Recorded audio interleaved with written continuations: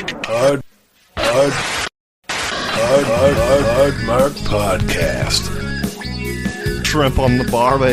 Shrimp on the barbie. Do you respect that? That's corruption. I could make a fake snake. You not pee in the pool. You not pee on the barbie. All of myself is clean.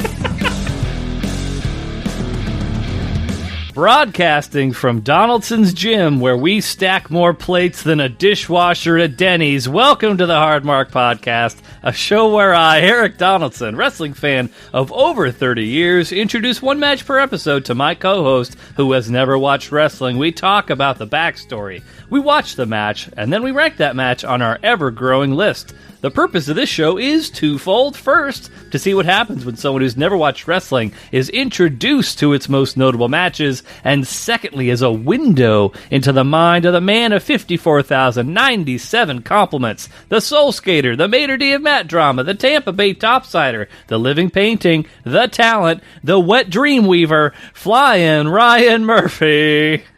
That was really good. Thanks. That was really good. The last one, it never fails, Eric. The last two have been excellent.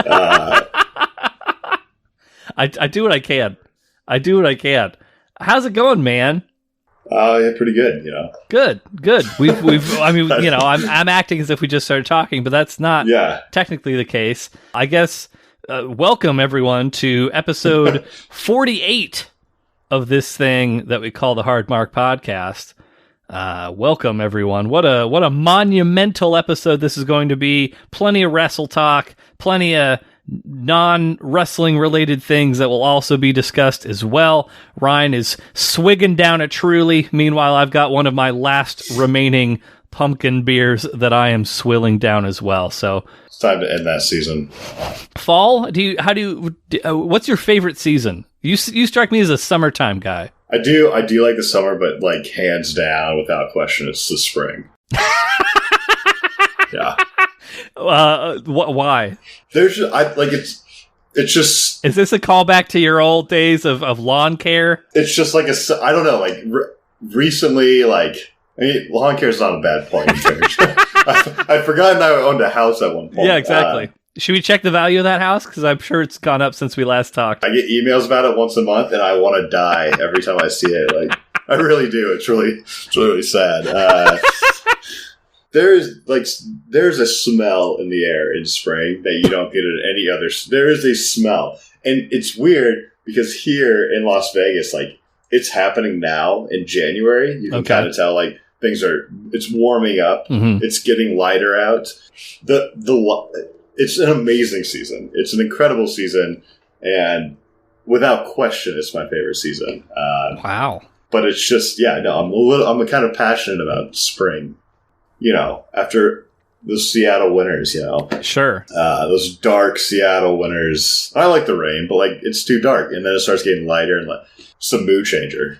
Let's see. I've never actually given any thought to this subject before. I think if I had to rank the seasons in my mind, I would pick fall, then spring, then summer, then winter. Yeah, I would swap the spring and fall. Uh-huh. But other than that, I would agree with you. Yeah. There's nice, like once you're summer kind of like you get kind of old at the end. You know, it's like damn, it's hot. Yeah. And and then fall comes in, and there's also like a smell of fall. Like you know, there's just this. And so I agree. I like fall, but it turns to winter very quickly, and it's like winter's hands down my least favorite. Not a fan anymore. I used to like to snowboard, but my knees, you know, these old knees. If fall doesn't overstay its welcome.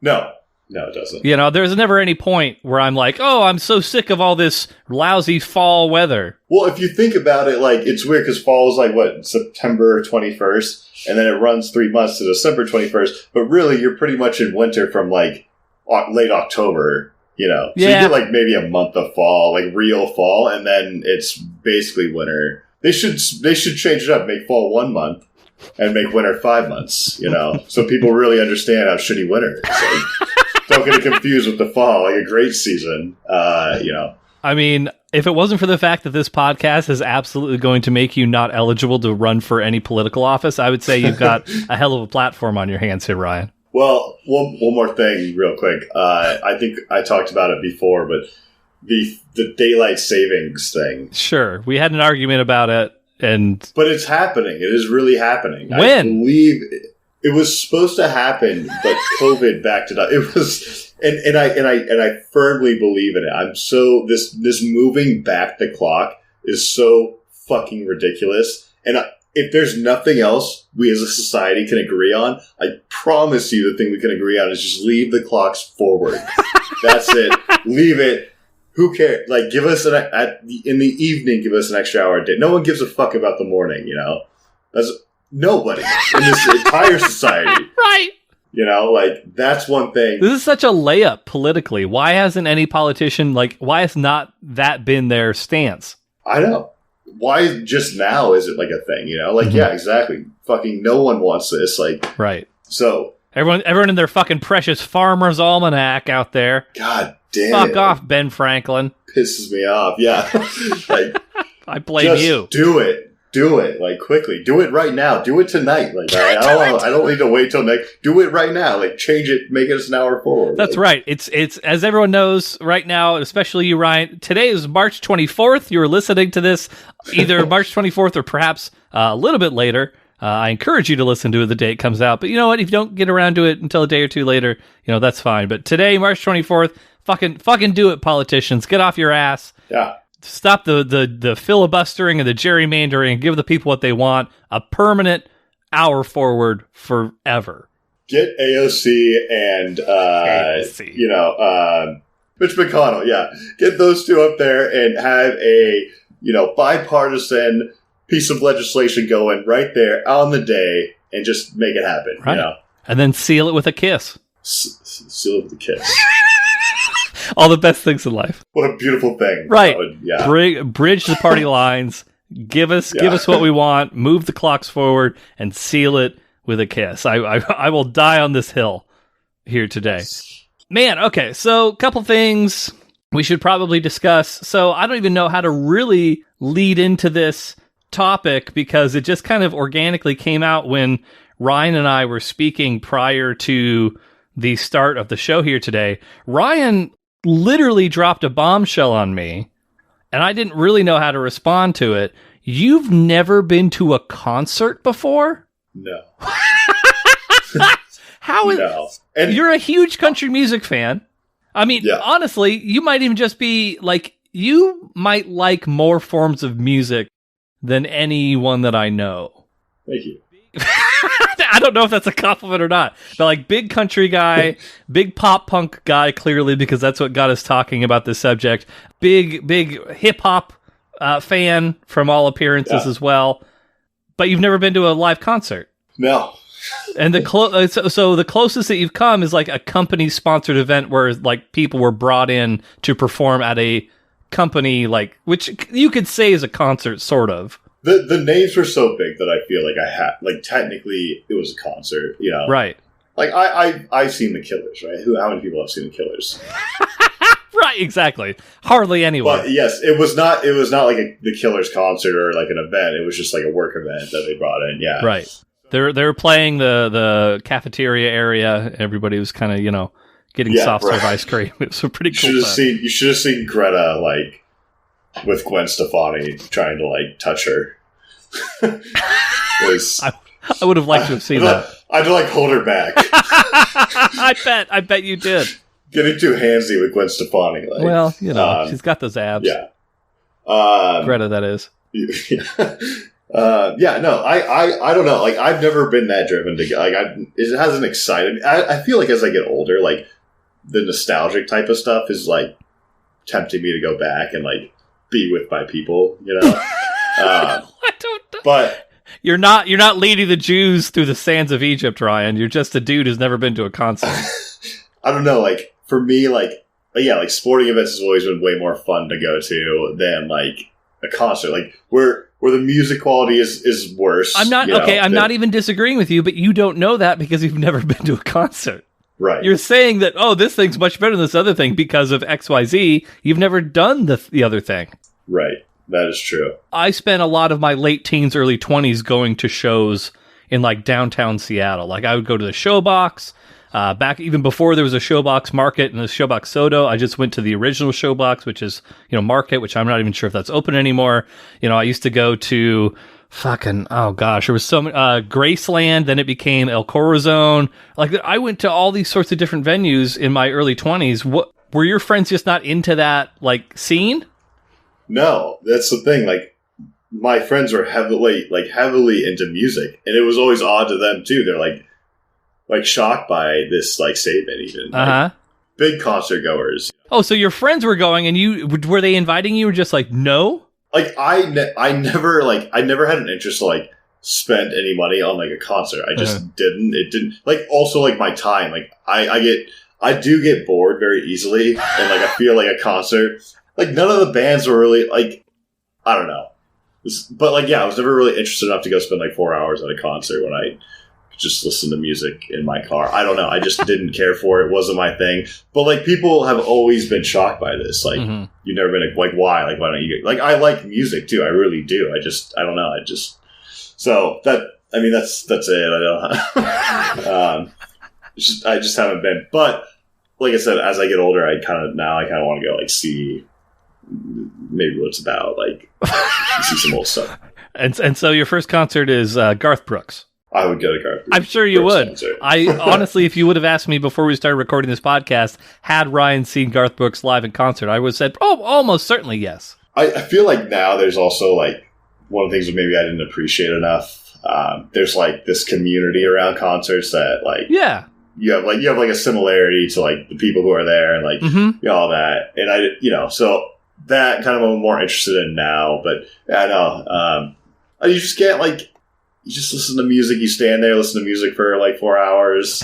But I don't know. I think it is an energy thing. The energy of being among like-minded people. Like you may have a bunch of other things not in common, but like you all have the one thing in common that you're into that band or into whoever that may be. And like, you can sing along with the songs, or you can just kind of like dance, or you can get in the pit. Which I guess, speaking of which, so it turns out, unless something changes between now and October, your first concert is going to be this big pop punk festival in Las Vegas. Yeah. Which has, I saw the poster. It has like fucking, who are the headliners again? My Chemical Romance, Dashboard, Confessional, My Chemical Romance, Angels and Airwaves. Oh, I didn't even see them. I saw Thursday on there. I think The Used, I saw on there. Paramore was also a headliner. Paramore, like, come on. Yeah. Like, how can you not attend? Like, and I'm going to speculate here. Feel free to correct me if I'm wrong. You strike me as the dude, and this is, did it say where this is? Las Vegas. Well, like where though? In like a arena? No. I'd have to look. I don't know. Okay. They're not even selling tickets yet. It's all like pre-sale stuff. Yeah. I don't know. You strike me as the dude kind of like hanging back. I can't see you in the pit because as fucking pussy as some of those bands are, and like granted, I was super into them. In like not all of them, but at least like Dashboard, for example, I was super into in my late teens, early 20s. But I can't imagine you being one of those dudes just thrashing away in the pit. It depends on how much I drink. Like, that'll be... Oh, no. It's going to depend on the substances that I take when I'm there. That will really determine where I stand on the floor. But there's a good chance it could be anywhere. Like, yeah. So the fact that you've never been to a concert means you've never even seen like a real mosh pit in person. No, and those are a weird thing. I've had some of my friends are like more like death metal. And like the real like mosh, it's like there's like a theory behind it. There's like certain like kind of rules you have to adhere by to be. But it's like, you know what I mean. There's like a dynamic and you have to kind of be respectful of that. Yeah. But also it's kind of crazy. Like I don't see myself there, but I'm not sure these bands are like that kind of mosh pit. And I don't know, like, is there a regular type of mosh pit, like, where people are is it just jumping around, like, kind of, not, like, running into each other trying to, like, two sides coming together. And yeah, I don't think it'll be anything quite like that, but I would expect that somewhere on the floor in front of the stage, you're probably going to have like kind of a circle carved out where people are like, you know, jumping and kicking and punching. Not like at other people necessarily, but if you get caught with a stray punch, that's kind of on you. So I don't think it's going to be especially violent, but like for sure, I could see during some of those bands, people are going to be somewhat rowdy. Yeah, but like also like you have to think like the whole event's called like When We Were Young. Like everyone now is like in their 30s. Yeah, at best 40s. Like yeah, like so you know it might be a little or it might be like even more wild. You know, people are just really letting loose. They're in Vegas. You know, they're just I could see it going either way. Yeah, I don't know. But that said, that's one of the highlights on my radar for the next year. Regardless of where I am, I will make the trip. Please. Yeah. My main hope is that you show up to this event and you've got like the Carson Daly black fingernail polish on. That's my main. That and the cornrows, those combined. One other kind of piece of follow-up. Yeah, that's the word I'm looking for. Follow-up. Last episode, we discussed a little bit about dreams. I strongly implored you to create a dream journal. I'm 99% sure you did nothing of the sort. Did not. Great. So, I don't know if this dream will come off as well in audio. Like, okay. I mean, it couldn't come off any worse than your racist dream. Yeah. My bad, too. Like, you know. Well, I mean, what are you apologizing for? That wasn't me. Yeah, well, yeah.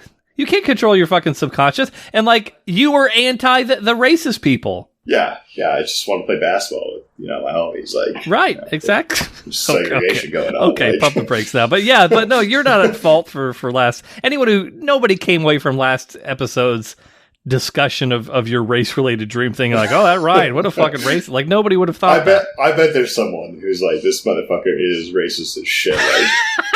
Well, they're saying that because of your, you know, hometown of Gold Bar. They're either really into the podcast now or they've stopped watching. You know? Like Right, exactly. They've taken a stand. Like I had this. Okay, so and it's funny because like it happened last night, and I had this weird fucking dream, like a really weird, and it woke me up. Like I think I almost had a heart attack last night. Jesus Christ, dude. You got to at least make it to Memorial Day. Fuck, man, it was really weird. Like I had this dream, and I was at my house, like my old house, like my parents, my sister were there, and like went out of my room onto the couch. I like took the remote from my sister. She was like watching the news, and I was like, let's just like turn this off. Like this is bullshit. Like, you know, and for some reason that stuck out to me. I don't know why, but like I took the remote and I'm like on the couch and I fall asleep. So I'm sleeping in my dream. But then my sister like wakes me up and she's like, you have something pointed at your head. And I like panic, like, and then like I can feel in my dream, my heart is like really pumping like out of my chest, like Jesus. It's like hurting, like, and I'm like, well, shit. And I remember, and I'm not a heroic guy, Eric, but in this dream, maybe I was heroic. Let's let the Markham-8 decide who the true heroes are. Yeah, like I said, I don't know if this would happen in real life. I'm not stand-up gentleman, but I remember like grabbing my sister and like dragging her upstairs. I was like, fuck, I freaked out, and I dragged her upstairs to like my parents' room, and I locked like the doors, and she was like it was. The impression that I got was like there was some sort of like gun aimed at my head. Or, so there's like a little laser sight. Yeah, because she's like, there's something like, and I freaked out, and I dragged her upstairs, and like locked the door, and then I like woke up, and my heart was like out of my chest. Like I had never even felt this kind of like heartbeat in my life, and I'm almost wondering if something fucking happened last night. Like was someone in my room. Like, I don't fucking know. Like, it was so real and vivid. And I was in, like, the deepest sleep, too, because I woke up and I was very tired as well. Like, right. I'd been, like, really out. Very odd. I've never had a dream like that in my entire life. And it was short. It was short, and it was weird, and it was just interesting. Like, and I don't know if I was feeling my heartbeat, if that was real, because it was, right. like, I don't know, man. Like, that was... But, you know, I woke up, I was like, damn, that was interesting. And then I went back to sleep, and I had another dream, but I don't remember that dream very well to describe it. But you know, what a night filled with dreams. Like, and I love dreaming. I'm happy to hop on here and discuss dreams on any podcast that I can remember and like tell. Yeah. This one was very, very odd and out of place, but I was heroic, you know. A real American hero. In the dream.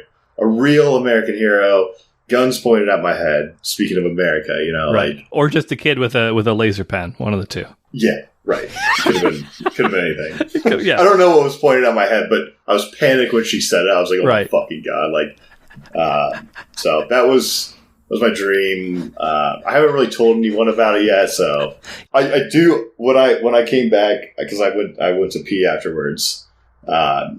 And I came back and I locked my door. Like it was that much where I was like, what the fuck? It just happened. That was really odd that I locked my door. And then I got to pee early and I went to my door. My door was locked. And I was like, oh fuck. Like, so I'm telling you, Ryan, dream journal. We need you to keep track of these things. They're getting really good. They're getting good.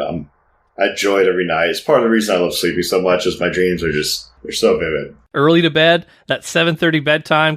No time for Rocket League for Ryan. He's sleeping the night away, dreaming of being a hero. You dream, you know, it's like Second Life. You know, you have the metaverse, but why not just go to sleep? You know, right? Can I break you here really quick? Oh, pee. Yes, I got it.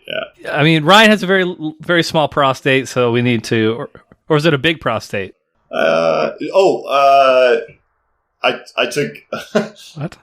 I got a blood test, part of like a physical, and my blood very good. All my blood. What does that mean? Well, I got my test back, and I was very concerned, like, you know, getting this. I just, you know, but I needed this part of it, and like. Everything came back. I looked at it and it was all green, and I looked at the levels of everything and I was like, holy shit, this is really nice. And it just kept going. But one thing I do have is a vitamin D deficiency. Oh. Yeah. So if you were out there rollerblading a little bit more, then we wouldn't have this issue. Well, I'm surprised. I live in Vegas where I get enough sun. Like, it's sunny every day. But very happy with the results. I don't know what they mean necessarily. I just looked at them and they said all green. And I was like, what does this mean? What does fucking ATD mean? Or whatever. But I was mostly concerned about my like liver enzymes. Okay, sure. And that was fully in the middle of the green. Like, there you go. Did they check your prostate out? No. Oh, well, maybe they need to do that because you pee a lot. I'm hoping this just means I don't have to worry about anything and everything's fine. And nothing could be wrong. I don't know if we've said this on the podcast. I don't know if you want this on the podcast. You wake up to pee at least, 2 or 3 times a night? So no, like, and it's, oh God. What do you mean weird. no? This is, I don't anymore. Like it goes in like weird patterns. So like, I don't know what this is. Maybe I'm a medical like anomaly or something. I don't know. But the like, anomaly, Ryan Murphy. I'll sleep through the whole night now, and I don't know. During the week, I haven't been drinking during the week. I've just been trying to I should cut my drinking as some periods. I've had the same thought. Yes. Yeah, so that's what I've been doing, and maybe that's helping. I don't know, but like, yeah, like even so, like, you know, I'll sleep the whole night, but then sometimes, like when I first moved here, I was peeing like before I went to bed, like 5 times within 2 hours. And I don't think it's because I had to desperately pee. It's just like, if I feel I have to pee a little bit, I'm uncomfortable. I can't go to sleep. So I just get up and go, you know. Well, I won't keep you from your pee. Yeah, go ahead and go pee. I'm glad you got a clean bill of health, though. The picture of the medical anomaly, the picture of health, Ryan Murphy. We'll see. I'm going to have to, I'll talk to the but the results all green. So I was ecstatic about that. This fucking guy is like the Incredible Hulk up in here. He's all green. Yeah. All right. That was a very fast pee. Efficient pee. Very efficient pee over here. Let's see. Do I want something that's more timely with what we've been talking about, or do we want something spicy? Your little puss comment was pretty spicy last night. I opened it. Honestly, I was going to respond, but I just was like, I fucking can't. Like, I just didn't have like the words or like the energy to like really. I just saw it. I was like, God fucking damn it! Like, that's an old timey term, because I don't know if you're clear on this or not. Puss in that context meant face. Your little puss. Looking forward to seeing your cute little puss tomorrow. Right. Your face. You've never heard puss in terms of face before? No. I told Heather, I was like, it's always funny / disappointing to me when I say something that I really think is funny to Ryan and then nothing. Crickets. I hate to give you crickets, Eric. I love the fucking messages. Don't get me wrong, I do. Like I was like dying last night. I was like, God fucking damn it, Eric. And I was gonna send her. I was like there, and I was like, I can't. Like I just don't know I don't know how to respond like appropriately right now. And I just, but don't. It's okay. You can send them. I won't take it personally. Don't take it personally. Yeah. And it's not. God, I'm not a great responder in text message to anyone in general. So just know that's not just you. I will leave text message unread for a while. Usually, there's a 1-day turnaround, and then I'll get a response like next day. That's usually how it works. Well, it's because I get an alert that I've left a message unread for 1 day, and I get another one. Thank God you have that. Right. Okay, I'll hit you with a topical thing before the other topic here. So we've talked about spring, Ryan's favorite time. All the flowers are in bloom, the birds and the bees, they're chirping, they're buzzing around. Ryan, I really don't like harping too much on baseball on this podcast because, we don't want to bore people to tears. But, I mean, you're in Las Vegas. It stands to reason that there could be a spring training trip in your future. Have you given this any thought? So I'm supposed to go down to Arizona to see my grandparents because they're there, and they're pretty close to where the Mariners play spring training. That's actually, I didn't even really think about that, but yeah, that's Peoria, right? Peoria, yeah. Yeah. I may have to do that. Actually, that's a good point. Yeah, fuck yeah. The thought had crossed my mind, and I was like, well, I'm sure this is already, big baseball fan Ryan on his to-do list here, but I didn't even think about that. But you're right; it's like a drive away. It's a 4-hour drive. So okay, yeah, absolutely, yeah. That's all you know when I. Please keep us posted on what you think the Mariners' prospects are for this year. I trust your keen eye when it comes to scouting talent. Yeah, for sure. And who wouldn't? But I need to hype myself back up for baseball. Like after what happened with the Seahawks this year, I stopped kind of watching football. But yeah, I need to like put my phone down, hype myself back up for baseball, get a baseball game on TV, watch it for 3 hours like I used to. Get back into it this year. That is on my list of goals, is to really get back into baseball this year, like I was when I was 10. Right. For sure. I mean, what else do you have going on? I would say you should take this a step further because I feel like there's a lot of opportunities that you have being in the geographic location that you are. Like, for example, and I don't know the answer to this question, so I'm just going to throw it out here. Like, for example, have you seen the Grand Canyon? No. So, like, these are the types of things, because you're not going to be living in Vegas forever, Ryan. It's arguable that you're even going to be living in Vegas at the end of 2022. I think that there's certain things that you need to capitalize on and do, otherwise you're going to regret having not done them. So, it's probably not where you're going with this, and continue to go with your list, but like, there's this like quote I saw on TikTok. It's from a show. It's a big show. I can't remember the name right now. It better not. Okay, it better not be This Is Us. It's not This Is Us. Okay, right. It's Big Bang Theory. It's no, but like this guy. He's staring at the ocean, and he's someone's like, oh, like kind of like, what do you think? And he's like, well, I've stared at it for 10 minutes, and like I get it, like And they're like, aren't you in awe of it? And he's like, well, like, I'm more like frustrated that like the people here like are so into it and I just fucking can't figure it out. Like, and to me, that's the Grand Canyon. Like, I could go see it and that's cool, but like, that's a long drive. I'm just going to like, it's a bunch of rocks. Like, is this really going to be worth my time to go like see? It's one of the great sites, and like I get it, it's probably beautiful, but like, do I really care that much? I don't know. Like, I can't get that into it. I'm not here to tell you what to do with your time. You live in Vegas, you must see this with your time. That's basically what you just said. Well, here, all I'll say is this, Ryan. If you're wondering, is this worth my time? how much is your time actually worth? Because from the south, It's not that much. How far away is the Grand Canyon from where you are right now? That's drivable, I think it's like 5 or 6 hours. Is that on the way to Arizona? Yeah, but it's north. Okay. So like I'd be going to like Phoenix area. Yeah. It'd be out of the way, but like Greta wants to see it for sure. Well, here's what you do, Ryan. When there's a week. Let's say you have a week, for example. You take a week, she comes down, you visit, you do Vegas for like a day or two. Then you drive out to the Grand Canyon, hang out around the Grand Canyon for a few days, then go visit your grandparents, maybe do the spring training thing, either with or without Greta, I don't know, and then come back. Like, well, that's a heck of a little trip. That way you're not hinging this whole trip on the Grand Canyon, which you may or may not be, super into, but at least you can say that you've done it. And then that way, when you're an 80-year-old man who's peeing even more than you are now, which is kind of hard to think about, then you won't have that regret of, why didn't I go see the Grand Canyon when I was young and able-bodied and virile and strong and in my prime? Eric, I will always be strong and in my prime, all right? That's all. But I'm not opposed to seeing the Grand Canyon, especially if someone wanted to. Oh, that's fine. Like, I would totally go do it.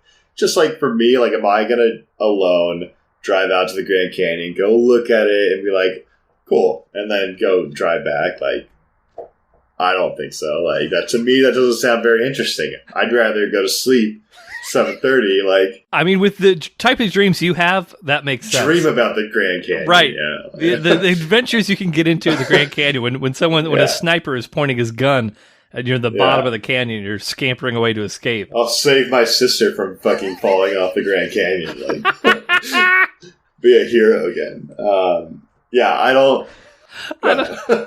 I mean, I'm not, and the Grand Canyon is just an example because I know it's like relatively close and it's like a fairly big deal. But I think there's a lot of things you could probably do to make use of your location that had you still been in the greater Seattle area, you probably would not be able to. So I just don't want you to come away from this experience thinking, oh, I wish I would have done X. I wish I would have gone to the Heart Attack Cafe, Eric. How come you didn't badger me to go to the Heart Attack Cafe? I would have a heart attack if I went there, based on last night. Like, no, there's things to do. I go out, like, I hit Lake Mead. I checked it out. I checked out the big dam out there. Wait, what are you talking about right now? Mead? Lake Mead is like... Oh, Lake Mead. Yeah, Lake Mead, yeah. Okay. And I saw it, and I was like, cool, nice. And then I went home, and that was it. Like, I sent some pictures. Not better than me dreaming. Yeah, I mean, it's just like, I don't know. Like, one thing I do want to see really bad now that I'm out is so the example I gave earlier, I fucking fully disagree. I'm a huge ocean fan. I love the ocean. I love water. So you don't agree with all TikToks, just a portion. I agree with what the premise of what he was saying, but his specific example, I love it. So I want to go to Venice Beach.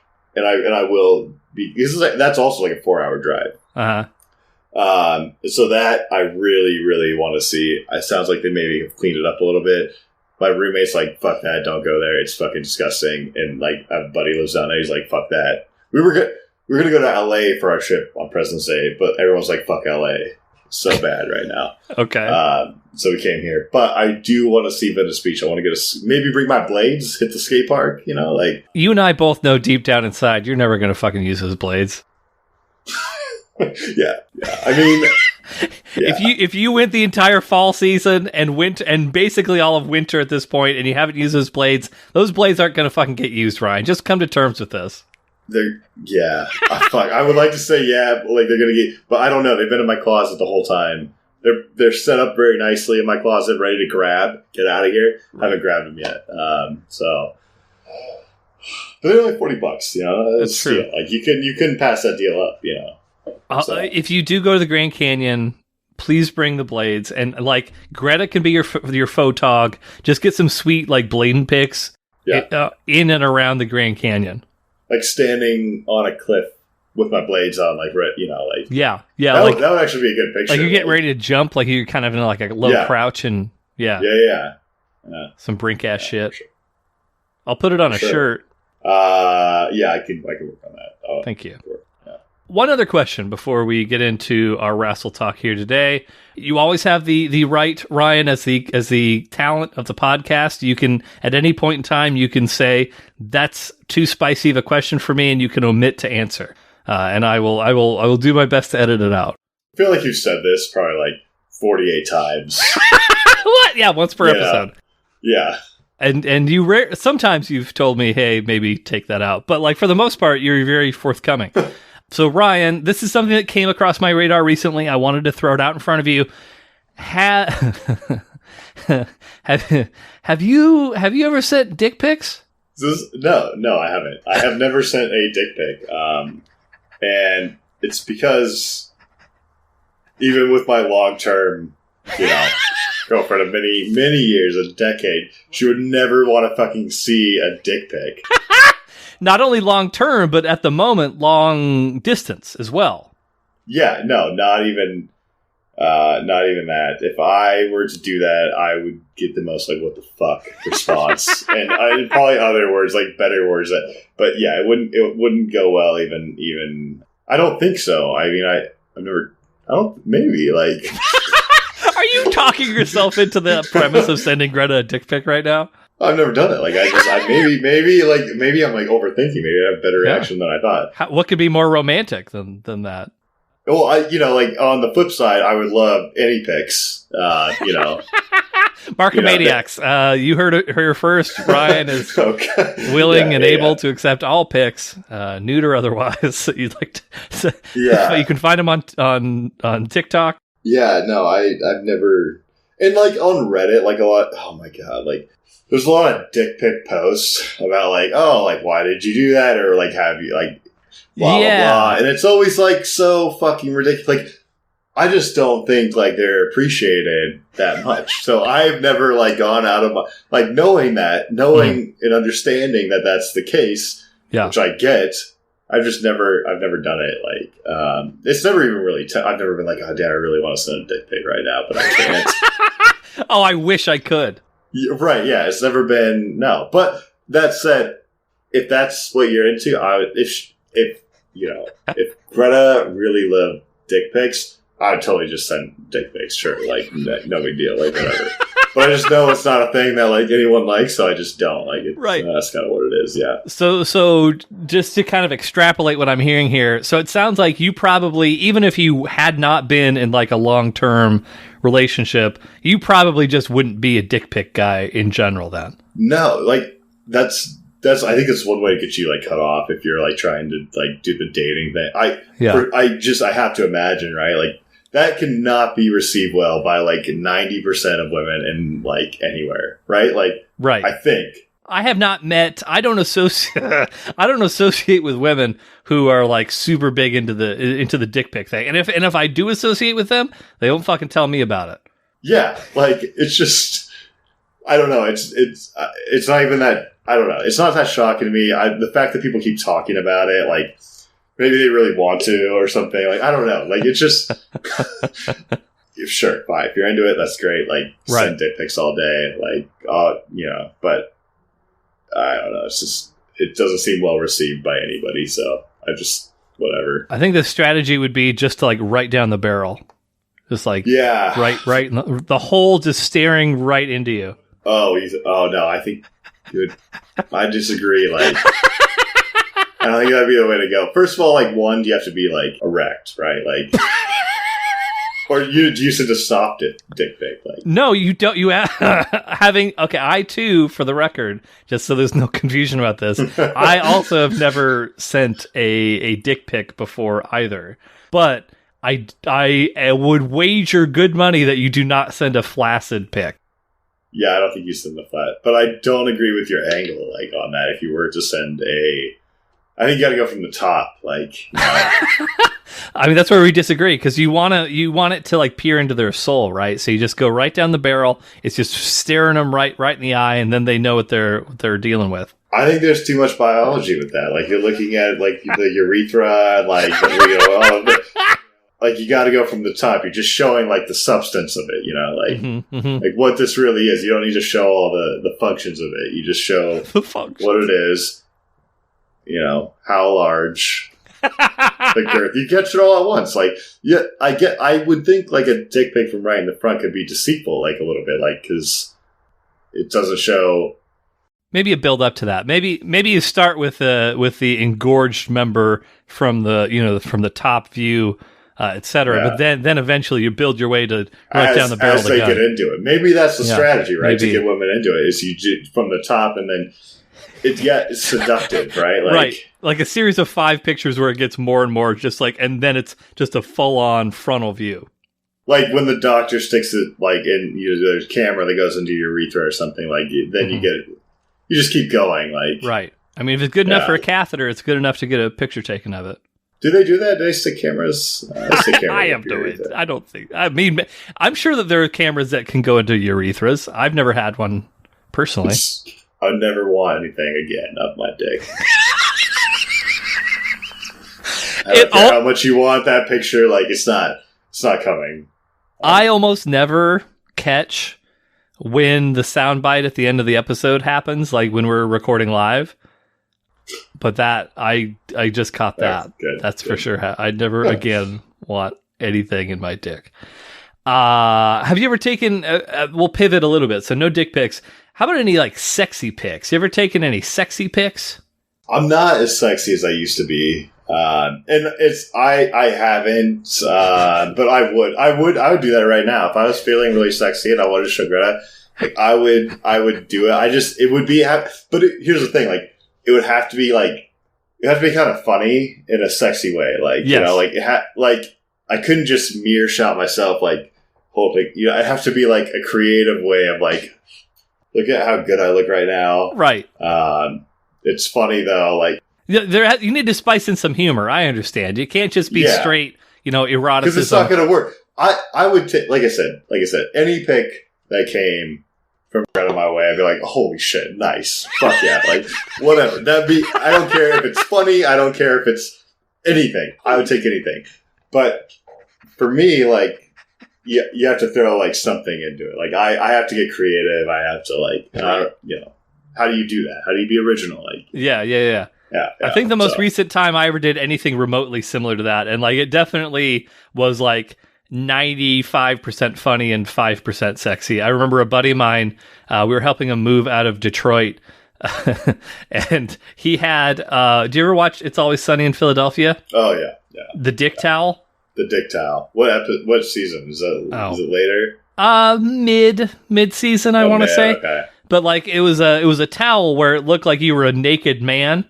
But so you could kind of wrap the towel either way, and like one was a little tiny penis and one was like a big penis. Yeah. He had one of those, and so like my now wife at the time girlfriend, I took a pic in the dick towel. See, that's exactly what I'm saying. That's fucking hilarious. Like that is exactly how you do it, Eric. Well done. Like you got it down.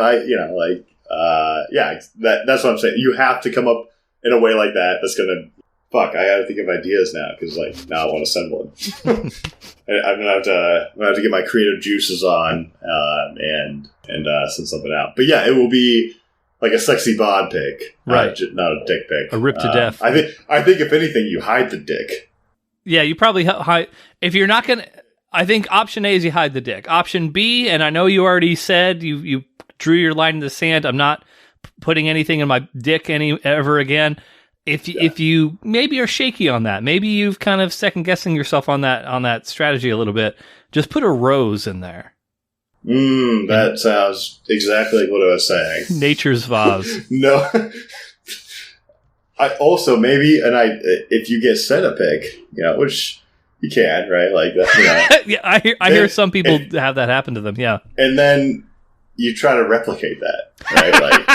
Just the same thing, but like you. Like maybe that's a strategy to go to. Now I'll have to like receive something before I.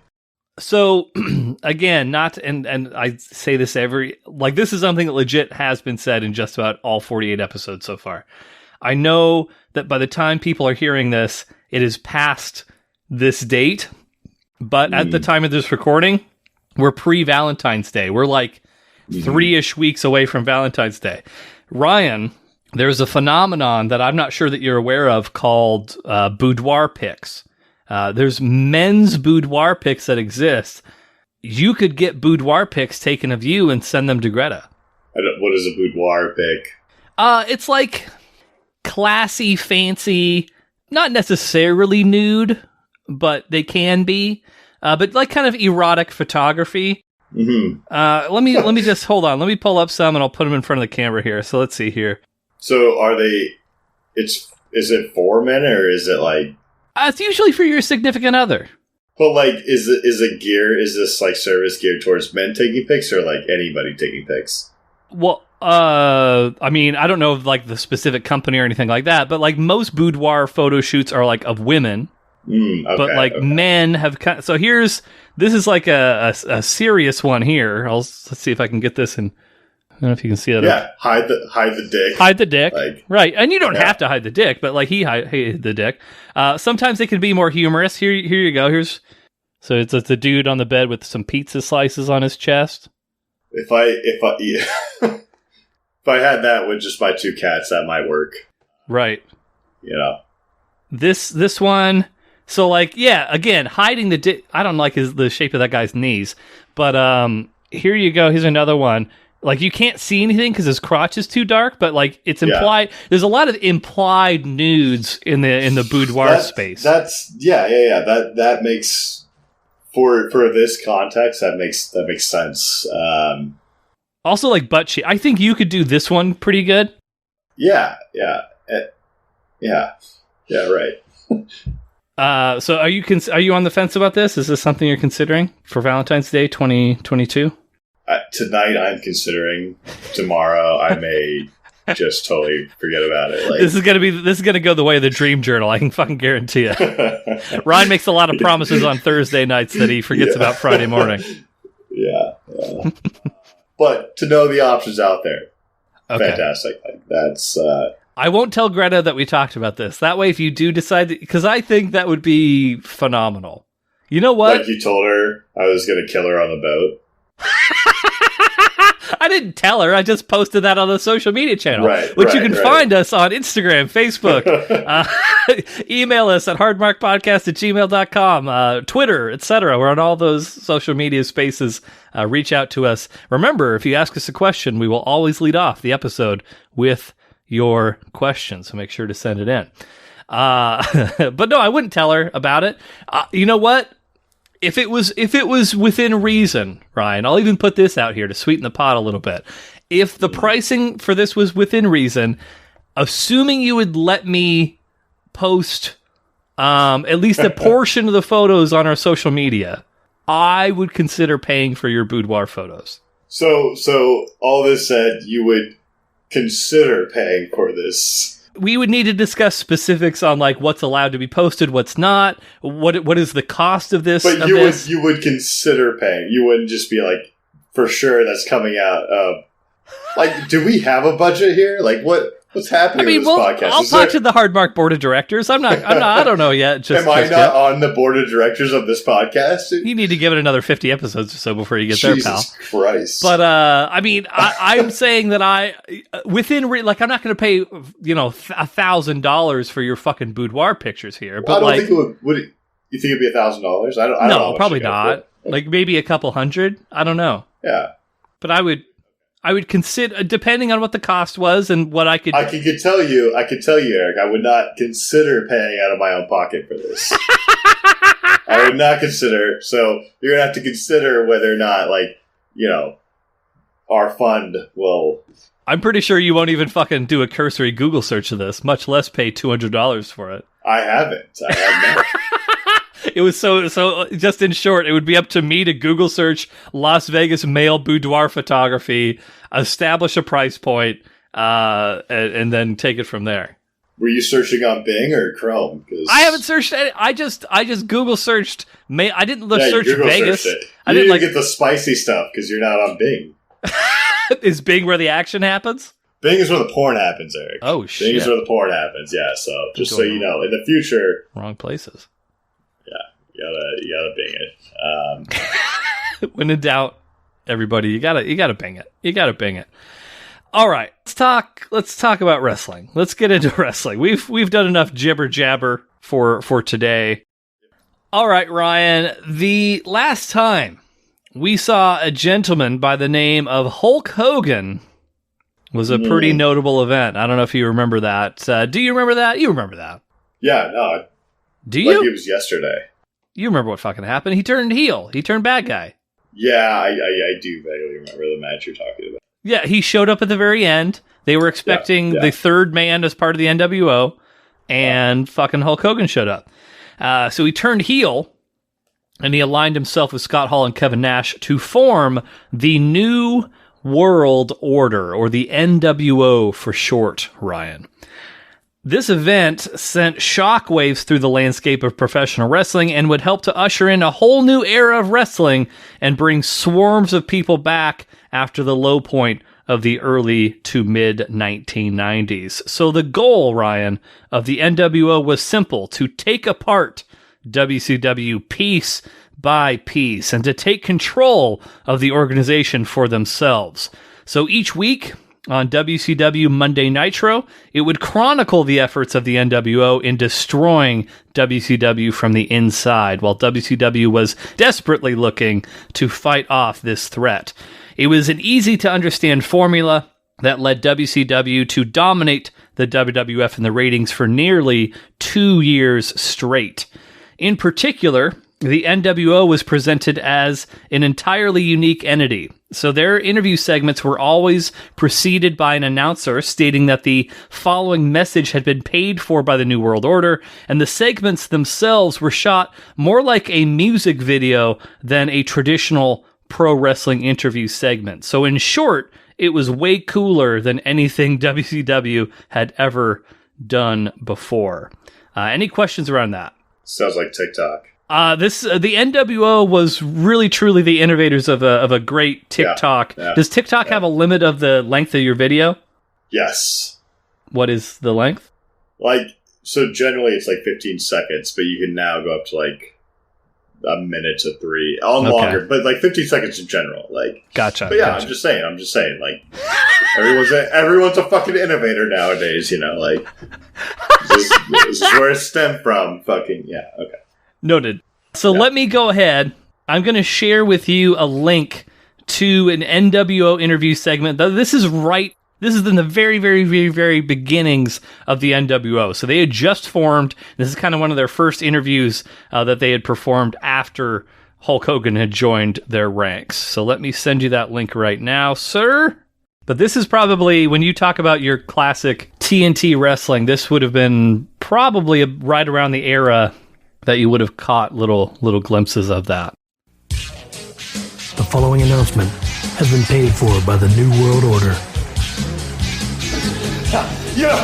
It's a tough job, but somebody's got to do it. People are wondering who's going to be next. Don't call us, we'll call you. Yeah, it's invitation only there, chicos.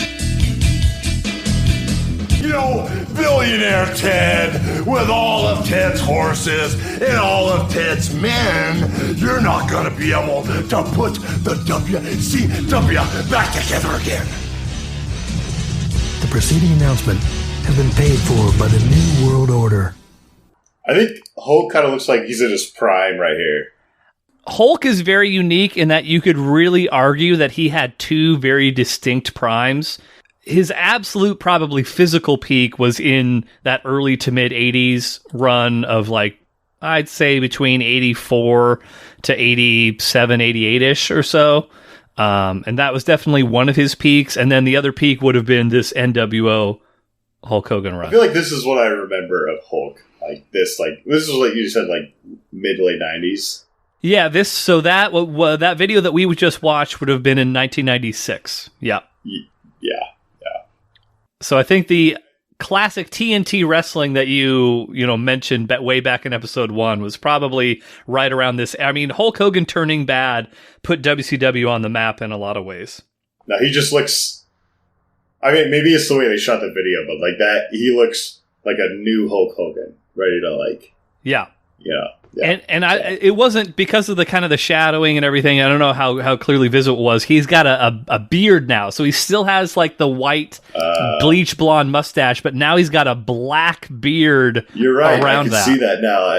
It's paused, but I didn't notice that. Yeah. So bad guy Hulk black beard to go with the blonde mustache. It's quite a dynamic look. Well, you got to change yourself up. You got to keep moving. Like, you gotta, like... You say that, but you know what? That's spot on. Because in wrestling, especially, because people are seeing you every single week. Like, there is no off season in professional wrestling, so you constantly have to reinvent yourself. Like, generally speaking, you can have a run that lasts a couple of years, but then you're going to want to change things up and switch things around a little bit. And you want to try and switch things up for the audience so they're not getting bored and you're not coming across as stale anymore. So, I think in the case of Hulk, it was super long overdue. Like Ted Cruz-ish. Yeah, so I thought your sorry was for the clicking, but it was a preemptive apology for the reference you're about to make. I understand. Yeah. But yes, Hulk Hogan was the Ted Cruz of the 1990s. Everybody says that. So in the immediate aftermath, Ryan, aftermath of Hulk Hogan's heel turn, he dropped the Hulk and he began to refer to himself as Hollywood Hogan.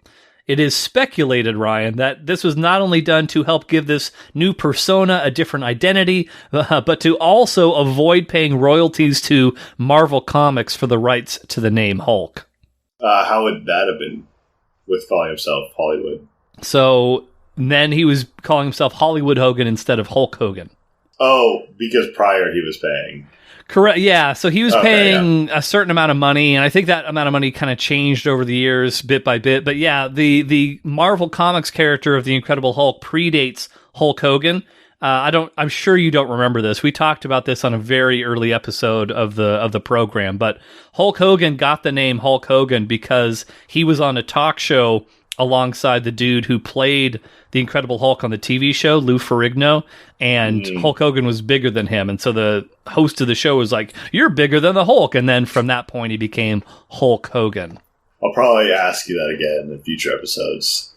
Yeah, that's fine. I don't expect you to retain that level of information. But yeah, deep. So since that point, he was paying like a fee for the rights to the name Hulk. But with the newly christened Hollywood Hogan, he would immediately go on and win the WCW World Heavyweight Championship, which he promptly spray painted with an nWo tag. So he'd take black spray paint and write it on the faceplate of the belt, and then he claimed it to be the nWo World Heavyweight Championship. So I think I have asked this before, I believe, but did it correlate at all with the NWA? The rap the group? Spray painting? Yeah. Like the NWO, was there any no, maybe not. I think that there was a certain gang sort of identity that they were trying to kind of get across. Yeah. And I know I've heard Kevin Nash, the big tall guy, the guy who used to play in the NCAA, who we've seen a couple times now. He was on the Tennessee Volunteers, went to the Sweet 16. He's talked about how, especially in those days in wrestling, there wasn't a lot of black representation, so he almost considered himself to be the closest thing to that on mainstream television at the time. So, I don't think that they've specifically, especially in the case of Hulk Hogan, looked at the NWA or we need to do that or anything like that. But I think that there was a certain element of trying to make themselves come across as being kind of more street, if you want to say, or more urban, whatever the terminology that you want to use. But I don't know where the nWo name came from off the top of my head. I would have to research that. Oh, you don't know how to where they came? Well, who came up with nWo, New World Order? I don't know where that came from necessarily. But yeah. So again, he wins the WCW title, spray paints over it. Now it's the nWo title. And with the World Championship now in the possession of the nWo, this caught the attention of a man that we've seen a couple times on the program before, Ryan, a man by the name of Ric Flair, who, alongside his group of the Four Horsemen, which traditionally had been kind of his lackeys, his henchmen, etc., they attempted to take the title back to WCW, but to no avail. So with the nWo using gang tactics and playing the numbers game to overwhelm the wrestlers of WCW, this led men to align together who traditionally would not. So Sting, who we've also seen a couple times on the program, Sting, the flag bearer of WCW, and the only man, and this is very notable, Sting is the only man to have never left WCW since his arrival in the company. So I think Sting showed up in WCW around 86 to 87-ish or so. Since that point, everybody else had stints elsewhere. He joined forces with Ric Flair, and he brought along his friend, the total package, Lex Luger, along to challenge the nWo for supremacy. However, with the gauntlet laid down, the nWo still had some tricks up their sleeve. Since their formation, the nWo constantly teased the addition of new members being added to their ranks from both outside WCW as well as from within. So when a 4-on-4 match between WCW and the nWo was made for the upcoming War Games, it was unclear who would comprise the nWo team to face off with Ric Flair, Arn Anderson, Sting, and Lex Luger. So over several weeks, it was strongly implied that WCW had multiple defectors, which one of the defectors was actually former WCW champion, The Giant. But there was another development that would have major ramifications on our match, which we're just going to go ahead and check out right now, sir. So this is a little clip of Monday Nitro.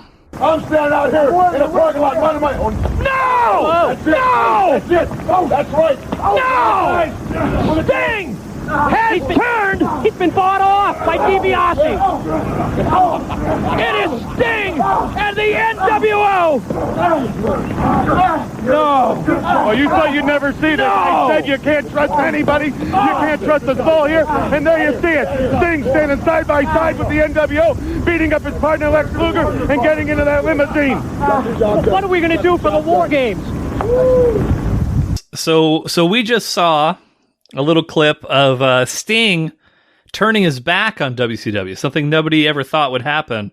And then kind of the aftermath of that with Flair, Luger, and Arn Anderson all kind of coming to terms and trying to figure out, what that next step is going to be. So with Sting having defected, this throws that match into chaos. So just so you're aware, Ryan, the premise of the War Games match is that there is a giant cage that is lowered over 2 rings that are side by side.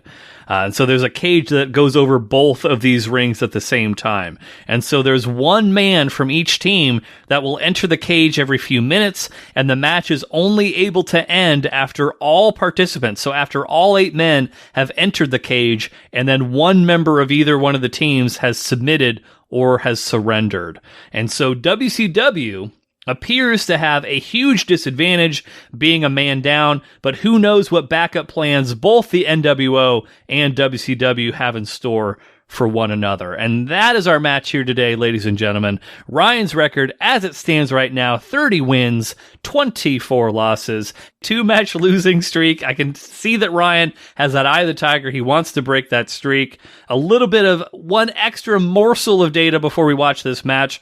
Ryan's record in the great state of North Carolina is 6 wins and 2 losses. And so this match is taking place in Winston-Salem. So there you go, Ryan. Any thoughts, questions, comments, concerns before we watch the thing? No, I don't think so. I think I'm okay. I think I'm good. So 2 rings, 1 cage, 8 dudes. They're all going to fight. 3 on 4. Potentially 3 on 4, unless WCW comes up with a miracle, which who knows what'll happen. But we'll see. But we will watch that match. We'll come back with our thoughts, a little bit of audio sprinkled in between, and we'll be right back. Thanks, everybody. Arn Anderson, Scott Hall, the Outsiders. Here we go. First 5-minute period in War Games. I'll guarantee you one thing: WCW will never be the same after tonight. Okay, I've been told the nWo has won the coin toss. Wow. It'll be the nWo's time now as we approach the 30-second mark. Will it be the Giant? Will it be Sting? Will it be someone else? Uh-oh. It's Sting. It is Sting. Sting's on his way to the ring. The franchise has gone bad. Yeah. 15 seconds remain. He's Stinger splashing everybody. 10, Who can this be? 9, Who can this be? 8, 7. Here we go, guys. 5, 4, 3, 2, 1. What the? It's Sting. That is Sting. That is Sting. Oh, yes. Get on him, baby. He was telling the truth. He was telling the truth. He has taken the NWO to the water trough. He's done it all by himself, and they didn't trust him. They didn't trust him. Well, you look at this now, confrontation. Is that good enough for you right there? Wow. Is that proof enough? Not now, not now. He just told him to stick it. He said, is that good enough for you? And he's leaving. He showed him you thought I was a traitor. You thought I was a Benedict Arnold. I said I wasn't. You turned your back on me. Now I want to show you that I can take the NWO by myself. And a front face lock on Luger. Luger's in a bad situation here. Luger's in a lot of pain. Well, they could cripple him right here. He could use the use of his legs if they hurt his back. He's in very, very bad predicament right here. Wait a minute. Nick Patrick said he gave up. Mr. Anderson was in there with him right there. I'm telling you now. What does this mean now for I cannot believe the NWO has won this War Games, Tony. Oh, does this he? War Games has ended with the NWO. The winners of the War Games, representing the NWO, the New World Order. This is unbelievable. And you know, Scott Hall, Kevin Nash, Hollywood Hulk Hogan. That's right. Don't even announce Sting. And only thing I could think of, had we trusted Sting, had the wrestlers in the dressing room trusted Sting, we could have won this thing. It's too late now. What if? Too late now. We're back, everybody, ladies and germs. Everybody likes when you say that to people. We just watched the War Games between Team WCW and Team NWO. Ryan, what did you think of the match? You were apologizing to me, thinking like you were going to hurt my feelings before we stopped. Even when we started this, you have a sad tone in your voice, and I feel like you had high expectations, and I mean that match is just going to be where it's going to be. Like, I guess we're gonna find. For me, and like, here's what I'll say, and like, I think that you're probably going to agree with me. I think that there's a lot of things around the match and like story beats that happen within the match that are much more interesting than like the actual wrestling in the match itself. But Eric, I can get into a storyline. For sure. I'm a storyline guy. People call me storyline. Nobody calls you storyline. You've never been to a concert before. Nobody calls you storyline. People call me storyline. Okay, got it. Right. Ryan's storyline. I'm not just a guy who sits there and analyzes one part of the match. I like to analyze the whole match as it is presented to me. Sure. That match was fucking like awful. Like that match, that match sucked. Like, wow. I haven't really like been so disgusted by a match in a long time. Like, you're okay. Here's what you have a tendency to do, Ryan. You like talk yourself into feeling certain ways about things. Like when we finished watching that match, you're like, "Oh, that's not very good." And like now, the more you're hearing yourself say how much the match sucked and how fucking horrible the match was, like that's only like building up in your mind just how bad that match was. It wasn't that bad. That match was fucking terrible. Like that, it was really bad. Like even with the storyline in it, and a lot of big names. Were you not intrigued by the Sting element of the match? So just so everybody's, and we'll get to this in the notes, but so when we left off, after we kind of watched a little clip of Monday Nitro, it was pretty clear that Sting seemed to have defected to the NWO. But then when the match happens and kind of all the different entrants show up, it turns out the Sting that had apparently turned to the NWO, that was not the real Sting. That was a bogus bullshit version of Sting. He said that in the beginning of the interview. So that wasn't me. I wasn't there. Right. Exactly. Yeah. But you don't know who to believe at that point. It's not until you see everybody out in the front of the crowd and it's clear, okay, that's not the real Sting. That's the real Sting. The real Sting was telling the truth the whole time. Like you were intrigued by that. You had a level of investment emotionally. There was like a second where I was like, oh, that's crazy, right? Like a new Sting, the second Sting, the Sting that wasn't actually there, the real Sting. But then he like fought, did some shitty fucking moves for a second, and then dipped. Wow. Shitty fucking move. People were going apeshit. The people didn't think they were shitty fucking moves. The people did go apeshit for a second. Are you shitting on the people of Winston-Salem now? Or are you adding them to your list of geographic enemies alongside such luminaries as Tampa Bay, Hawaii, Canada? I respect North Carolina to the deepest. That's Michael Jordan's town, all right? I would never disrespect North Carolina. But fuck that match. Like, it didn't... The excitement was great. I love excitement. You know I get into crowd excitement. That hypes me up. Yeah. But then Ryan loves excitement. It faded very quickly. And he left. That was it. It was basically like... And then also, when it comes to like, you know, even the outcome of the match, it was like he was barely even there. Like, I mean, I think, and like, this is my interpretation, and we'll go to the notes and we'll kind of, you know, talk about it blow by blow. But I think what Sting was more or less demonstrating was he had the power to turn the tide of that whole thing. And because his friends did not trust him, he basically said, fuck you, and left. And then that's when everything turned to shit. So with Sting, they're a much more powerful force. Without Sting, because of their distrust of him, they lost out on the victory. I mean, for all it was hyped up to be, even like the presentation of the match, for all of that, it was one of the most ridiculous matches I've watched in wrestling, and now I've seen, you know, I don't know, over 50. Yeah, I mean, it just one of the. I mean, you have to at least, when you're going to throw that kind of match with that kind of storyline, you have to at least back it up with some wrestling. There was zero wrestling involved, zero. It was you had Hulk Hogan, and Ric Flair in there, and there was zero wrestling in that match at all. Like, if you have a storyline, that's great, but back it up a little bit. I mean, my notes seem to indicate that there was some wrestling. I can go to those notes now. Okay, yeah. All right, let's go. Let's go to the notes. Okay, let's go to the notes. So the notes here, sir. We start things off. So Cage lowers with a bunch of pyro.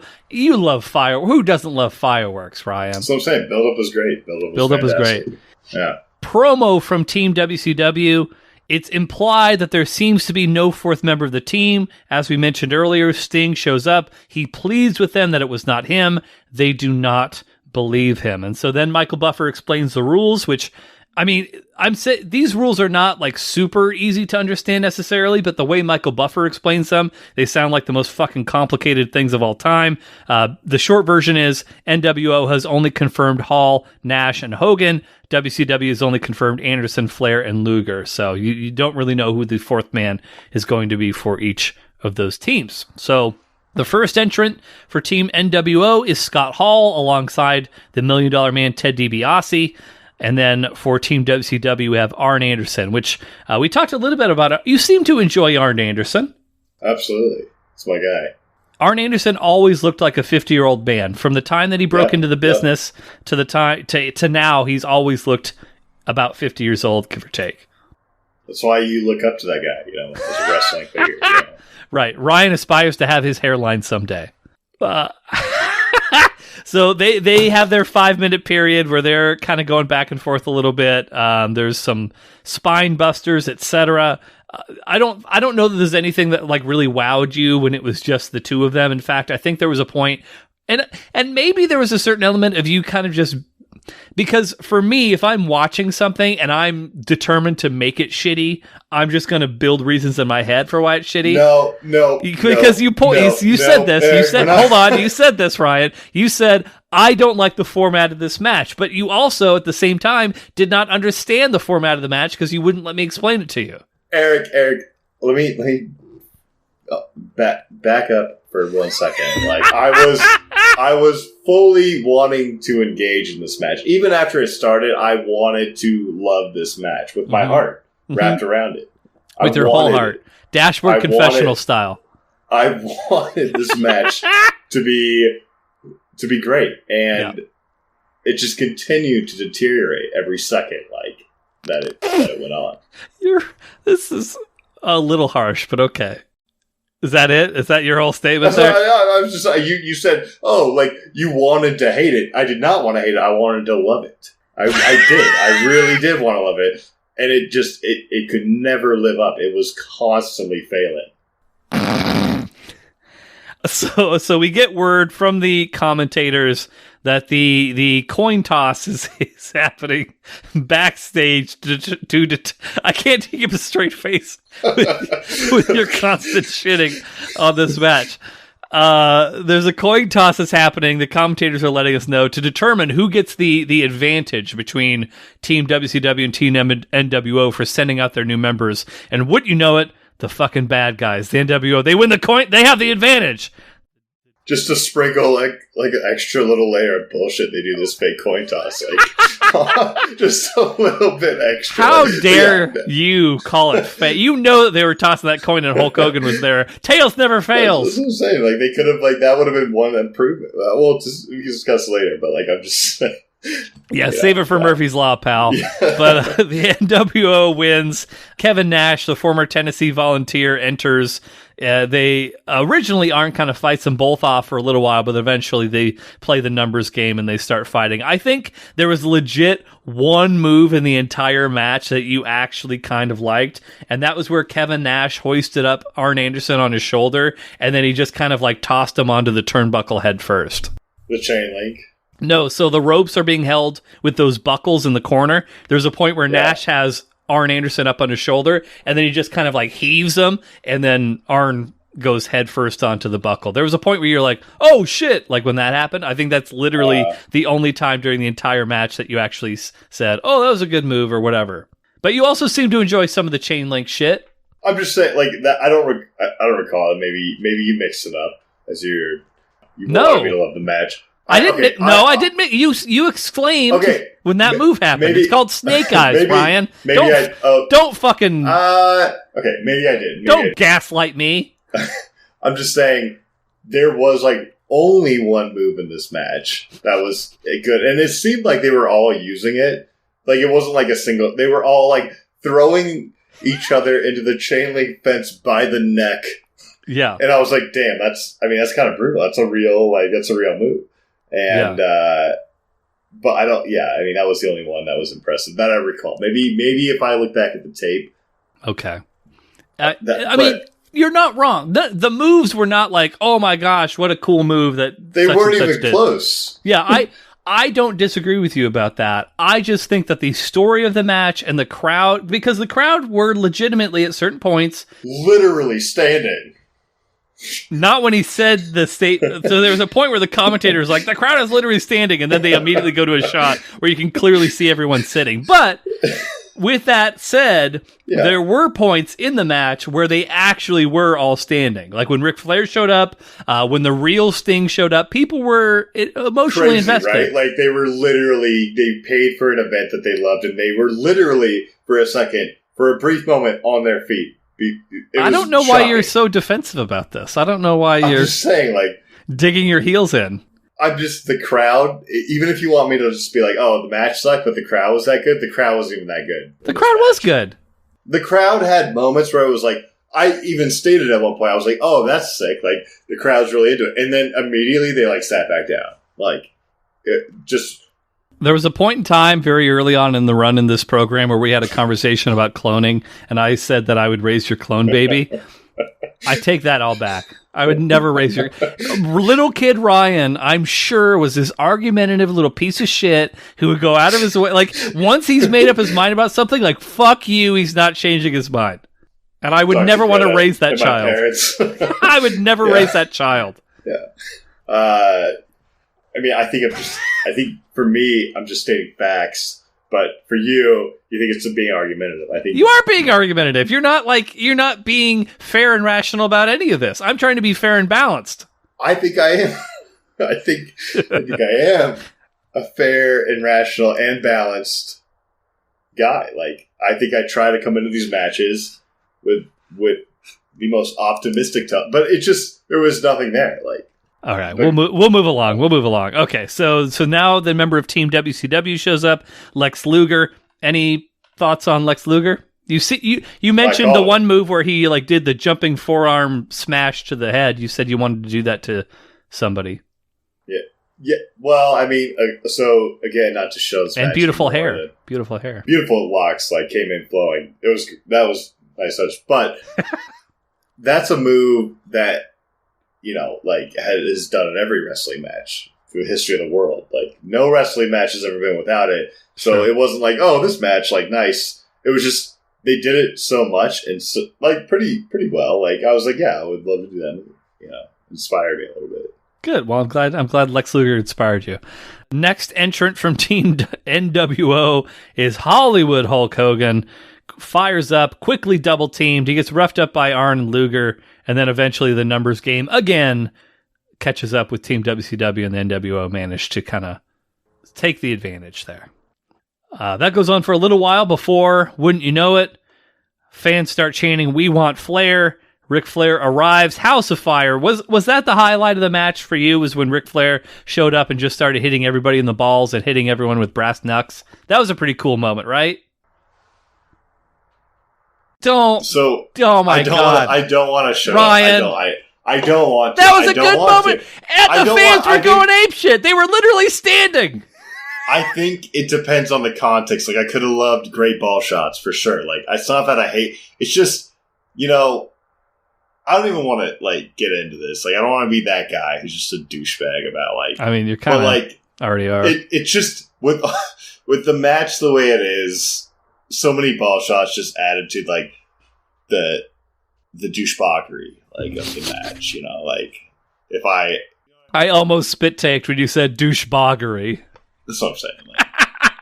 Very Downton Abbey of you to say that. Okay. Well, so the short version of what Flair does, he and Hogan are going back and forth. He puts on a pair of brass knucks from his tights, knocks out Hogan, hits Kevin Nash in the balls, and then he kicks Scott Hall in the balls and just starts strutting around the ring. It's just as good as I just explained. Do not listen to Ryan. That is a great point of this match. Anyone would enjoy that little bit. And then everyone starts hitting everybody in the balls. So the rest of Team WCW just constantly starts hitting the nWo in the balls over and over and over. And then as time is ticking down, you don't know who the fourth member of nWo is. And then it is quote unquote Sting. And that, you could tell the fans were kind of like meh about it. You definitely were super meh about the reveal of Sting, who turned out to not be the real Sting. And then... yeah, moves happen, and like because you were so busy bitching and complaining about it, you probably missed this, but there were "We want Sting" chants when this Sting is showing up. So like the fans for sure could tell the difference between the real Sting and the bullshit Sting, which of course time ticks down. You could not, but yeah, that's fine. Time ticks down. Who's going to be the fourth member of Team WCW? It's the real fucking Sting. He beats the shit out of everybody. And then most notably, after he beats the fuck out of Team nWo, Team WCW, Ric Flair, Arn Anderson, Lex Luger, they're all looking at him, watching him. Sting exits the ring, and before he does, he looks at those guys and he says, "Is that good enough for you right there?" And then he gives them, and I didn't know what this thing was called. I had to look it up.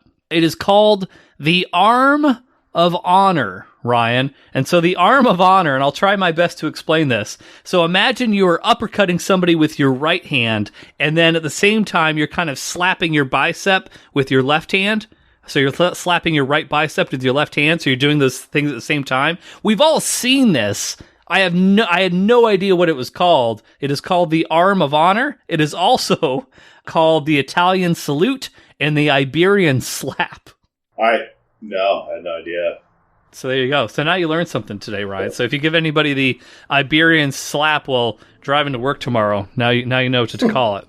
So basically he leaves. He says, fuck everybody because nobody believed that I had not betrayed them. He takes off, and like I'd say within about a minute to half 2 minutes, the nWo, Sting, and Hulk Hogan, they get Luger in a submission hold, which is admittedly a little silly looking.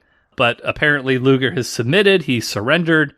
The match is over. Team nWo wins, which Ryan was successful in his prediction, which brings him to a record of 31-24. And I don't know that I've seen him less jazzed to have won a match there. So that's the thing.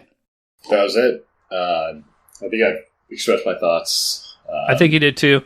And then we watched the interview. So we watched a quick interview that Sting gave after, like, the night after that event. I didn't really fully, I guess, understand the interview after. So he was, I mean, if you want to cover it, like, I know he was making an announcement to the crowd that he like, and he was gone. But I didn't, how did that, like, tie into the match? So basically, the way that tied into the match, and so I think this is, like, I don't think anyone truly understood the significance of that interview at the time that it happened. But basically, so the next night after this match, Sting goes out, and I personally have never been a huge Sting fan as far as, like, microphone or interview abilities. I don't think he's ever been, like, especially great at that. I think this is one of the better Sting interviews, and basically the point he's getting across, first, his back is to the hard camera the entire time. You never ever see interviews where it's like that. Basically, the gist is he has his back to the company of WCW. He is only addressing the fans, and he's basically saying, everybody doubted me. I'm the only one who's been consistently with the company since 1987. Fuck them. If you guys stick with me, I'll stick with you. Anyone who doubted me, they can stick it. I'm a free agent now. I'm not WCW. I'm not nWo. I'm not anything. We'll see where this goes. And, like, this sets up the next about year and a half of Sting's arc. And we're going to see examples of this, but, like, the one thing that I'll say about WCW and their handling of Sting around this time, they did something that was so fucking smart, which was keep Sting from wrestling. And that's not to say Sting's a bad wrestler, because Sting's a very good wrestler. When you keep that away from people and people don't see that, they start missing it. And so he wasn't injured. There wasn't any reason he couldn't wrestle. They just basically set it as their mission to make Sting special. And over the course of the next year and a half, they would absolutely do that. So, like, when you would see Sting, it was an event. It became like this, holy fucking shit, it's Sting. On the level of, like, a Stone Cold Steve Austin, I would put it, he would basically become that. Now, he wasn't that in the match that we saw. Like, clearly he was very over, but, like, you're going to see as we kind of go through this WCW arc over the course of, however many episodes, Sting becomes a very big deal, and the presentation of Sting is drastically different. And so the interview that we watched was basically the last time that Sting would speak for the next year and a half. And he wouldn't wrestle for the next year and a half. It was incredible in hindsight, but just not something you would ordinarily see wrestling companies do. What was his big issue with WCW? Like, why did he... He felt disrespected. So he felt as the only person to have never left WCW. And he's been a good guy this whole time too. He had never even been a bad guy during this run. He felt like he had been and we're talking storyline here, by the way. Like, I don't know if your question was meant to be something besides that. No, I'm just just like. But yeah, he felt disrespected. He felt like he had been the only constant. He had been the only person who had always been there through thick and thin, and, like, fucking everybody turned their back on him and didn't believe him when he told them that he had not gone to the nWo, and when they did that, it was like, well, fuck you then. I'm not going to be with you anymore. So the whole, like, when we watched when they were they took the guy outside the car, like, and they didn't believe him that wasn't the real Sting. Right. That was part of, like, his fuck the WCW. Exactly. Like, how could you possibly believe that was me? I would never have done something like that. So, okay, so now you don't believe me anymore? Well, fuck you. All the fans who believe me, great. I'll stick alongside you, but all the wrestlers and all the commentators who said I turned my back and I sold out WCW, go fuck yourself. I'm leaving. Like, that's basically the gist of what we saw. And the commentators who were like the three panelists, they didn't believe him. Right, exactly. Like, they were basically like, oh, well, he's with nWo now. Yeah. We even heard the comment, the franchise has turned sour. Like they were all totally in, like, oh, Sting turned his back on us. Like, we're just accepting this, where, he clearly had not. Was that part of the reason he left the match so early? Yes, that's the exact reason he left the match, is to basically say, like, you see what I could bring to you if you would have trusted me, but because you didn't fucking trust me, I'm leaving, so go fuck yourselves. You guys can all lose this fucking match because I don't give a shit because you didn't believe in me. That's the story of this match. No, okay, hold on. First of all, that doesn't bring the match up that much, but it does bring, like, this was kind of going on, I get, like, but nice. You know, I get the step away a little bit more now. Okay. But still, you know, it is what it is. But I understand the step away a little bit more. Yeah. After seeing the interview and hearing the context. So okay, good. I'm glad, and I tried my best to kind of, because you saw the interviews with everybody. But no, yeah, I did. I saw it, but like you kind of had to see the after, and then I was like, oh, like he's just stepping away, like. But yeah, and we're gonna see kind of what happens with Sting over the next little while, but it's honestly, it may be the best handling of a wrestler, one of the best handlings of a wrestler of all time. Like the fact that like they just said we're going to make him special, and they did it, is commendable. Now eventually they'd fuck it up, but for a very long time, Sting was maybe the hottest guy in professional wrestling without even wrestling a match, which was incredible. But we'll get to that. Who is Sting 1? Who the fuck is that guy then?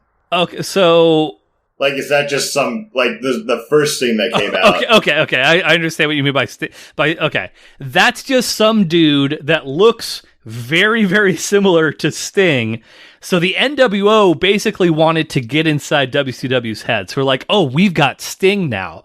And so it's like, oh, fuck, Sting betrayed us? Oh, shit, that fucking sucks. And so they got a guy that looks almost identical to fucking Sting, especially when you put him up in, like, the face paint and shit. And so he's just a guy. I think he was a wrestler that they basically painted up to look more or less like Sting. But he wasn't, like, a big name. He wasn't a Steve Austin or anything like that. He was just a guy that had been kind of floating around that had a very similar build to the real Sting. And so that guy would become the nWo Sting, a.k.a. the bogus Sting, and bogus Sting. Over the course of the next year or so, they would continue to trot him out. But then by this point, even though at this pay-per-view, you could tell the fans definitely knew, like, that's not the real fucking Sting. Eventually, it became like a known thing, like, oh, he's just there to kind of, like, needle the real Sting. Like, oh, we've got this guy. He's just as good, even though everybody knew he wasn't nearly as good as the real one. Okay. Yeah. Nice. Mm-hmm. I feel like now I have full context around. And that's good. So let's get it out of the way. I'm sure this is going to be very enlightening, but let's move along to everyone's favorite, newest segment, Murphy's Law. In a world without rules, in a sport where only the strong survive, there's one man who has the guts to lay down. Murphy's Law.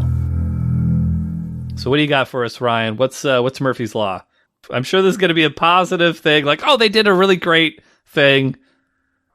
No, so there was the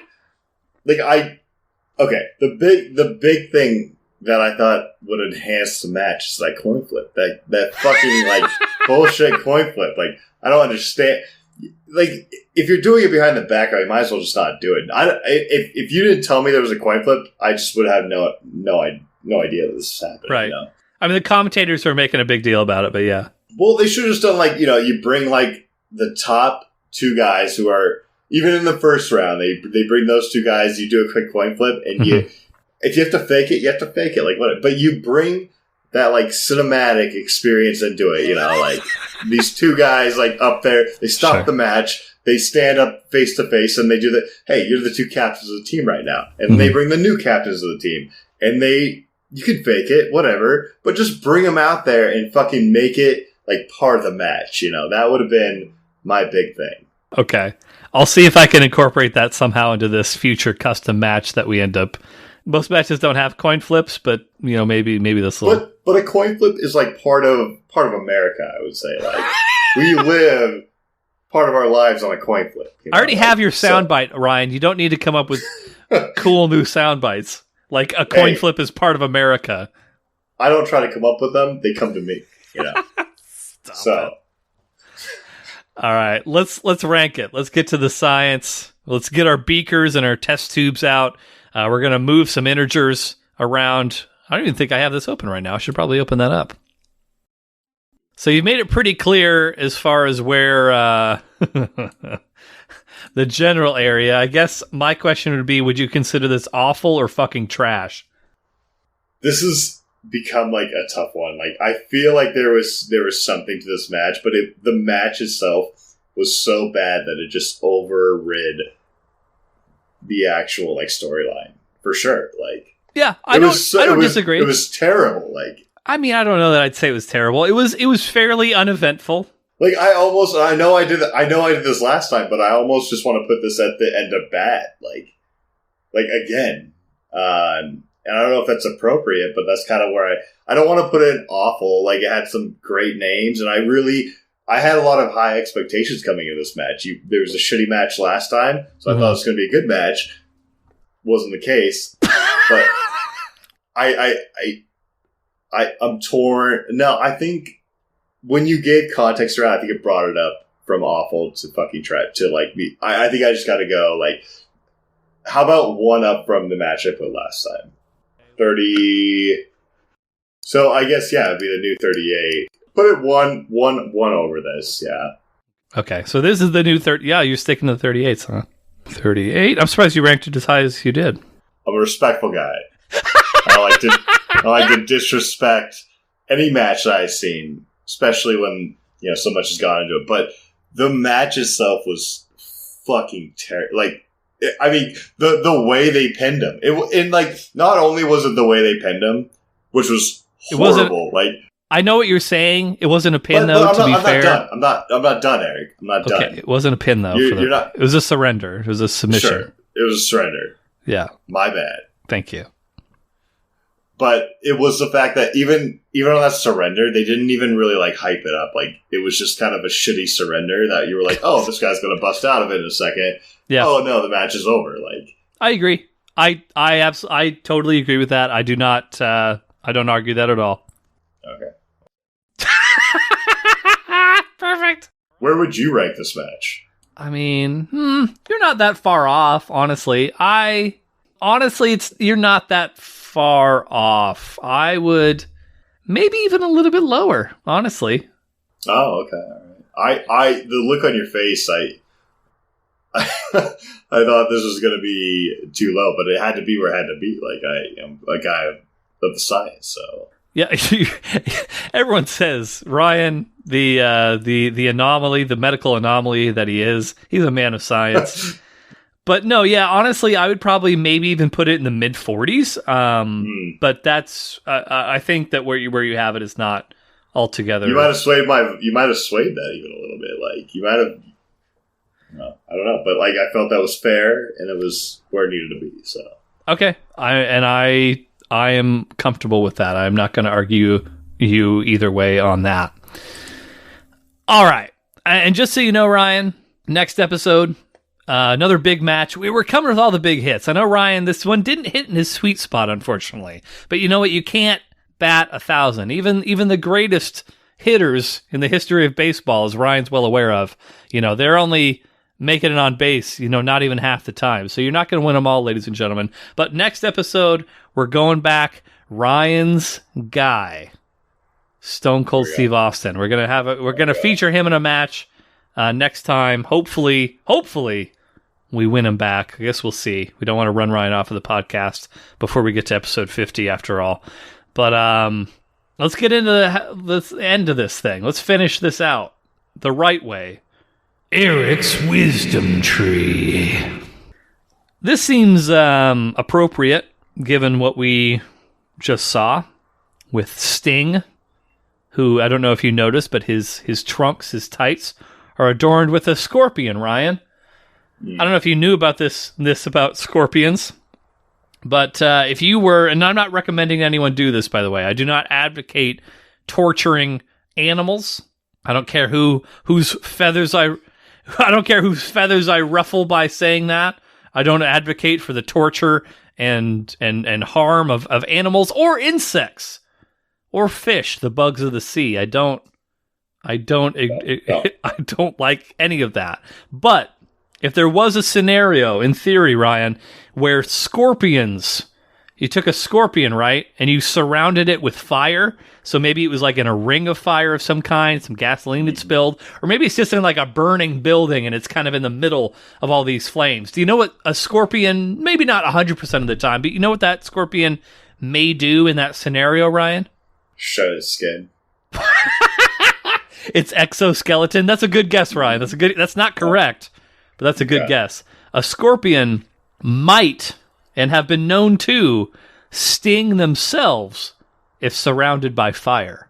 Smart move, to be honest. Like, just kill yourself. Just sting yourself right in the skull, end it all. Which you could say that our friend Sting in our match here today, in a manner of speaking, he's kind of stung himself when surrounded by the deceitful team members on his squad. If you were in a burning building, a square building.